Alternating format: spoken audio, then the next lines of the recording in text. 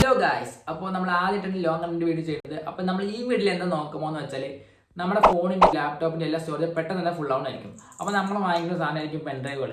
അപ്പോൾ ഇത് കുറച്ച് കാലം നിൽക്കുള്ളൂ, അത് കഴിഞ്ഞാൽ ഇത് തന്നെ ഓട്ടോമാറ്റിക് ഡാമേജ് ആയിട്ട് കേടുവന്നതായിരിക്കും. അപ്പോൾ നമ്മൾ വേറെ എന്ത് വാങ്ങിക്കാൻ കുറഞ്ഞ നിലയിൽ നമ്മൾ നോക്കുമ്പോഴായിരുന്നു നമ്മൾ ഈ SSD portable SSD portable disk സംഭവം കാണുന്നത്.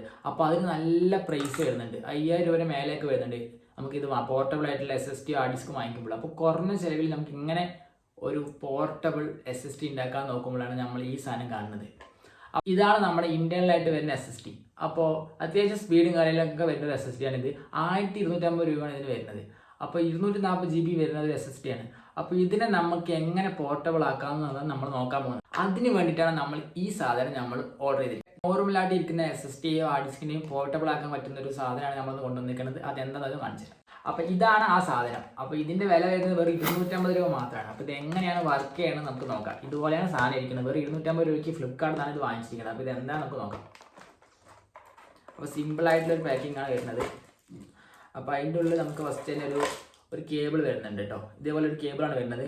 പിന്നെ നമ്മുടെ കേസ് വരുന്നുണ്ട്. അപ്പോൾ നമുക്കിത് എങ്ങനെയാണ് നമുക്ക് നോക്കി നോക്കാം.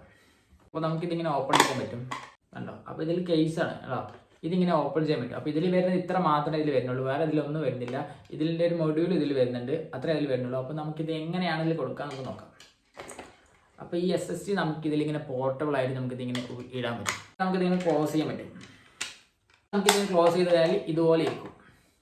അതേപോലെ നമുക്ക് നമ്മൾ കേബിൾ ഉപയോഗിച്ചിട്ട്